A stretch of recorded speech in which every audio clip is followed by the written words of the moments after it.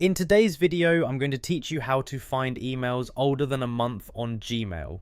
Alright, so I'm starting right here on my screen, and the first thing I'm going to do is open up Gmail. You can do this in any browser. Just go ahead and head to Gmail and make sure you're logged into your account. Once you're in, you should be looking at your inbox with all your emails listed out.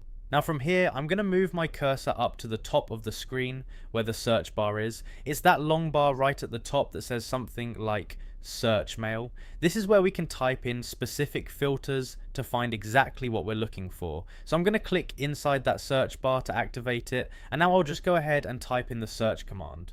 What you want to type is older underscore then colon 1M. All one word, no spaces except after the colon. As I type that out, you'll see it appear right there in the search field. Once that's in, I'm just going to press enter on the keyboard. And right away, Gmail refreshes the results and shows a filtered list of emails.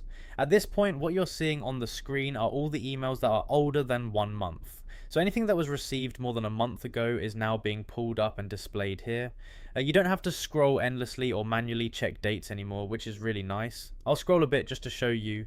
Yeah, you can see the dates on the right side of each email, and they're all beyond that 1 month mark, so the filter is working exactly as expected. If you ever need to adjust this later, you can always come back to the search bar and change the time value, but for now we're just focusing on that 1 month filter. And again, the key part here is just typing older underscore then colon 1M, exactly like that. So once that's done, you can go through these emails, open them, delete them, or organize them however you need. But the main thing is now you've got a quick way to bring up all emails older than a month without digging through your inbox. And that's it, you're all set.